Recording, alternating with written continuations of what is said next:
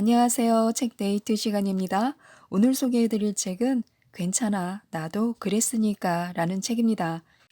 이근호 지음, 좋은 소리, 조강현 그림, 가디언에서 나온 책입니다. 우리들은 누구나 자기가 하고자 하는 것에 대한 간절함이 있습니다. 하지만 서투름에 대한 불안이나 공포, 그 서투름을 다른 사람이 지적할 것에 대한 두려움 때문에 하고 싶은 것을 행동에 옮기지 못하는 경우가 너무나 많습니다. 이 책은 그에 관한 조언과 용기 그리고 따뜻한 말을 담고 있는 책입니다. 서투름이 서투름으로만 그치는 것이 아니라 쌓이고 쌓여 결국 익숙해진다는 것인데요. 서투르다는 것은 첫 출발이고 여백이 많다는 뜻입니다. 그리고 이 여백이 많다는 것은 누구나 이 여백을 창의적인 삶으로 메꿀 수 있다는 것을 의미하기도 하는데요. 지금부터 하나씩 살펴보도록 하겠습니다. 흙수저는 평생 흙수저로 살아야 할까? 이런 생각을 할 때가 있는데요. 왜냐하면 신분 상승을 하자면 옛날보다 사회적인 경비가 너무나 많이 듭니다. 공부도 돈이 있어야 할 수 있는 시대인데요. 돈도 돈이 있어야 불릴 수 있습니다. 모든 것이 이런 돈과 연관되어 있는데요. 본인의 뚜렷한 목적과 철학을 갖고 인생을 매진한다면 지금도 기회는 얼마든지 있습니다. 오히려 과거보다 더 많을 수도 있습니다. 흙수저로 태어났으니 흙수저로 죽을 수밖에 없다. 이런 좌절과 포기로 일관한다면 기회가 닥쳐도 잡을 수가 없습니다. 흙수저임을 스스로 비하하거나 낳아준 부모를 원망만 하면서 살면 인생은 결국 흙수저로 끝날 것입니다. 내 인생은 내가 사는 것이다. 내가 개척하고 책임지는 것이 내 인생이다. 그렇다면 나는 어떻게 살아야 할까? 이렇게 스스로 진지하게 자문자답할 수 있어야 합니다. 누구든 인생의 마지막 순간은 금수저로 마무리할 수 있습니다. 인생은 팔자대로 산다고 하지만요, 어떻게 사느냐에 따라서 팔자를 고쳐가며 사는 사람도 많습니다. 팔자대로 사는 사람이든 그렇지 않은 사람이든 공통점이 있다면요, 모두 자기의 삶을 스스로 선택해서 산다는 것입니다. 삶의 방향을 결정하는 것은 최종적으로 자기 자신의 선택입니다. 삶은 언제나 선택의 갈림길에 서 있는데요. 스스로 생각도 해보고 타인에게 자문도 해보았지만 결국 자기 선택에 의존할 수밖에 없습니다. 타인이 보기에 남의 말만 듣고 산 것 같이 말하는 사람도 따지고 보면 그 말을 선택한 것은 자기 자신입니다. 모든 인생은 변명할 수 없는 자기 선택에서부터 출발합니다. 어느 날 부처님이 80세를 일기로 열반에 들 때 제자들이 이렇게 물었습니다. 우리는 누구를 믿고 살아야 합니까? 라고요. 부처님은 누구에게도 의존하지 말고 자기 자신만을 믿고 의존하라 라는 말씀을 남기셨습니다. 자기 선택과 자기 삶에 대한 책임을 갖고 살라는 말씀이었습니다. 인생도 지나놓고 보면 뒤집기와 뒤집히기의 연속이라는 것을 느낄 수가 있습니다. 인생에서의 뒤집기는 내가 내 힘으로 상황을 바꾸는 것이고요. 뒤집히기는 내 힘이 아닌 사회적 변동이나 상황의 변화 때문에 타의로 뒤집히는 것을 뜻합니다. 아무리 지금의 상황이 암울하고 미래가 어둡다고 느껴지더라도 절대로 뒤집기나 뒤집히기에 대한 희망의 끈을 놓지 말라는 것입니다. 희망의 끈을 놓는 순간 기회가 오더라도 그것이 보이지 않기 때문인데요. 기회는 준비된 자에게 찾아옵니다. 진보할 수 있는 말이기는 하지만요, 찾아온 기회를 잡을 수 있도록 항상 준비하고 있어야 하는 것도 진리입니다. 세옹지마라는 말이 있는데요. 기다리면 언젠가 뒤집힘의 기회가 있을 것입니다. 미래를 생각하지 않고 하루하루를 쾌락으로 소비하는 것은 바람직하지 않습니다. 반대로 미래만을 위해 전적으로 저축만 하는 것도 바람직하지 않습니다. 저축한 것을 미래에 쓸 수 있는 습관도 젊을 때 함께 익혀야 합니다. 이 두 가지를 어떻게 적절한 비율로 살아갈 것인지를 고민해야 합니다. 어떻게 살 것인지는 개인의 선택에 따라 좀 다르겠지만요. 어떤 선택이든 우리의 목표는 인생을 즐겁고 유쾌하게 살아가는 것이 되어야 합니다. 성공이냐, 성장이냐, 그것이 문제인데요. 성공은 정점입니다. 정점 뒤에는 내려오는 길밖에 없습니다. 반면 자기 성장은 끝이 없습니다. 신체적인 성장은 끝이 있지만 심리적인 성장은 한계가 없습니다. 성장의 목표를 둔다면 그 발전의 정도는 무한하고요. 이 무한한 성장을 심리학에서는 성숙이라고 부릅니다. 현재보다 한 걸음 더 성숙하기 위해서는 자기 성장이라는 개념이 필요한데요.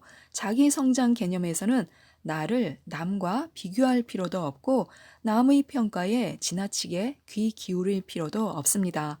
오로지 나와의 성장 경쟁을 통해서 발전할 필요만 있을 뿐입니다. 성공은 마디가 짧은 나무이고 자기 성장은 마디 없이 나의 노력만큼 늘어나는 나무라고 생각하면 좋습니다. 성공에 집착해서 자기 성장을 방해하는 것은 좋지 않습니다. 성공은 한때의 즐거움이지만 자기 성장은 끝없는 즐거움이기 때문인데요. 말은 쉬워도 사실 자기 성장의 과정은 어렵습니다. 그래도 노력해 보는 것이 좋습니다. 자기 성장을 위해 노력하는 사람이 끝없는 즐거움을 맛볼 수 있기 때문입니다. 한 우물을 파는 것이 좋을까, 여러 우물을 파는 것이 좋을까 고민이 될 때가 있는데요. 한 우물을 파되 그 우물과 연관된 여러 우물을 파는 것을 고려해 보는 것이 좋습니다. 한 우물을 파면서 전혀 연관도 없는 다른 우물을 파는 것은 시간 낭비가 될 수도 있습니다. 그러나 연관된 소소한 우물을 여러 개 파다 보면요. 그것들이 모여서 하나의 우물군이 되고 결과적으로 큰 우물 하나를 판 것이나 다름없게 될 수도 있습니다. 요즘은 파볼 우물이 너무나 많은데요. 하나의 우물군을 다양한 각도로 파보는 것도 좋을 것 같습니다. 보통은 실패의 원인을 타인이나 나 이외의 원인에서 찾게 됩니다. 이런 생각을 가지면 내 탓이 아닌 것이 되기에 잠깐은 위안이 될 수도 있습니다. 그러나 객관적인 실패의 원인을 찾을 수는 없습니다. 반대로 무엇이든 내 탓으로만 하면 이 또한 객관적인 원인을 찾는 데 장애가 됩니다. 모든 상황에는 내 탓도 있고 타인의 탓도 있고 자연의 탓도 있기 마련입니다. 그런데 내 탓만을 계속 강조한다면 정신건강상 우울증에 빠지기가 쉽습니다. 그럼에도 불구하고 반성하는 순서를 나부터 시작해보는 것이 좋습니다. 내가 실수한 것이 없는가를 먼저 생각해보고 그 후에 타인의 탓으로 돌려도 늦지 않기 때문입니다. 첫 단추를 잘못 끼우면 전체가 흐려지는데요. 처음부터 문제를 다른 사람의 탓으로 규정하면 상황을 올바르게 인식하기가 어렵습니다. 생각이란 참 좋은 것인데요. 그러나 이 생각도 적당해야지 너무 많아도 너무 없어도 탈입니다. 생각이 많으면 복잡하기도 하겠지만요. 서로 다른 생각들이 얽히고 설켜 모순된 생각 속에 파묻히게 되기도 합니다. 생각이 복잡하다고 하는 것은 생각의 내용이 복잡하거나 생각의 흐름이 빠르거나 너무 늦은 경우인데요. 생각의 내용이 복잡하여 가장 흔하게 발생하는 병적인 생각이 망상입니다. 그래서 견딜 만한 복잡한 생각이라면 그냥 웃고 즐겨보는 것도 좋습니다. 믿고 행동하는 수준까지 이르지 않는 정도의 복잡한 생각이라면 굳이 떨쳐버리려고 애쓸 필요는 없습니다. 복잡한 생각은 일어나지 않은 어쩌면 닥칠지 모르는 걱정거리를 지나치게 생각함으로써 일어납니다. 복잡한 생각을 하는 가운데 잠시 찾아오는 집중력이나 다른 즐거운 생각들은 근본적인 해결은 아니겠지만 잠시 우리를 고요한 곳으로 피신할 수 있게 도와주기도 합니다. 일어날 때 일어나더라도 걱정을 내려놓는 방법을 하나쯤 마련해 두는 것이 좋습니다. 선입견이란 어떤 대상에 대해서 이미 마음속에 가지고 있는 고정적인 관념이나 관점을 말합니다. 개인이 가지고 있는 선입견은 다를 수 있겠지만요. 일반화되어서 모든 사람이 믿고 있는 그런 선입견도 있습니다. 키 큰 사람치고 싱겁지 않은 사람 없다. 안경 쓴 사람은 재수가 없다. 바늘로 이마를 찔러도 피 한 방울 안 나올 사람이다. 이런 일반화된 선입견이 옳지 않다는 것을 알고 믿지 않았지만 막상 이런 사람을 만나면 무의식 중에 제일 먼저 이런 말들이 떠오릅니다. 예전에 보면 할머니들이 이런 말씀을 자주 하셨습니다. 키 큰 사람 치고 싱겁지 않은 사람이 없다더니 딱 네가 그렇구나 하고요. 조금만 더 생각해 보면 이런 편견들은 허무맹랑한 것이지만 의외로 일반인들에게 각인되어서 오래 기억되고요. 때로는 그것을 믿는 사람도 많습니다. 선입견이 있으면 바로 보일 것도 보이지 않습니다. 소위 인싸는 모든 것의 중심이 되는 빛나는 사람을 말합니다. 아싸는 상대적으로 어울리지 못하고 업무 능력도 낮은 사람으로 취급이 됩니다. 이는 매우 잘못된 생각입니다. 인싸는 자기 설계대로 일이 흘러가야 하는 마음 때문에 적극적으로 행동을 하는데요. 주도적인 습관으로 인해 적응력이 빠르기 때문에 능력 또한 높다고 평가됩니다. 아싸는 그 일에 대해 자기 의견보다 대세를 따르려는 배려와 자기만의 길을 가는 확고함이 있다고 볼 수 있습니다.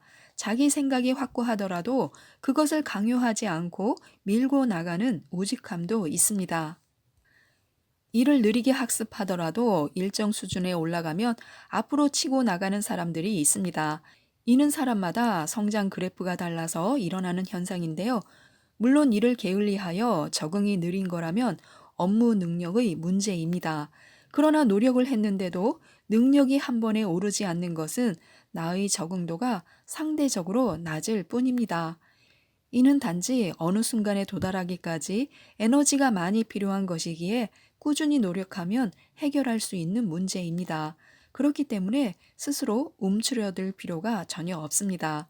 열심히 정진한다는 것을 전제로 하면 이 모든 것은 단순한 성향의 차이일 뿐 서로의 장단점이 뚜렷합니다.